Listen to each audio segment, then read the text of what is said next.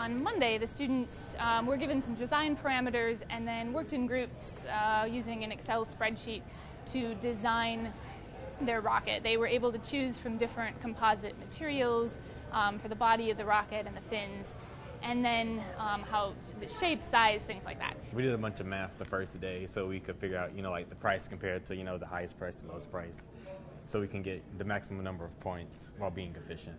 The two options that we give the students to use for their rockets are glass fibers and carbon fibers. So basically fiberglass or this carbon fiber composite. And then they use a two-part epoxy resin that forms the matrix. The carbon, we charge them more for that because it is a more expensive material, but it's also stronger and it's lighter. The glass is a little less expensive. And so they have to make some economic choices about performance versus the cost of this rocket that they're building.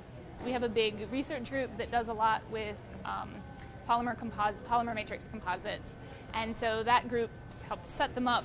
They did, it's called hand layup of either their carbon fiber or glass fiber composite sheets, and then we cured them overnight. New thing we've added to the rocket project this year is that the students design and 3D print their own nose cones for the rockets instead of using the ones out of the model kit.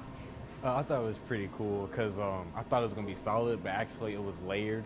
Like you have like a stack of papers, then you could like feel it as you were feeling the 3D printed cone.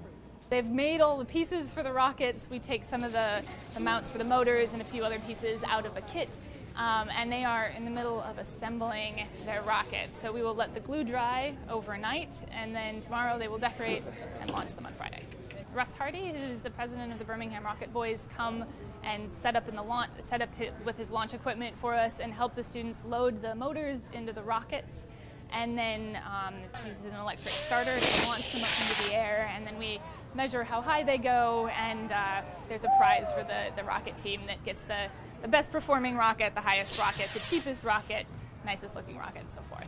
There's a lot of really big problems that need to be solved by engineers in now and into the future. And we really want today's students, to see themselves as engineers, even if they're from groups that are not typically what you think of as engineers. So by bringing a really diverse group of students to campus and giving them hands-on experience where they see that they can build something and be successful, they see older students who look like them, who come from similar places that they're from. We hope to get them excited and realize that this is something that they can do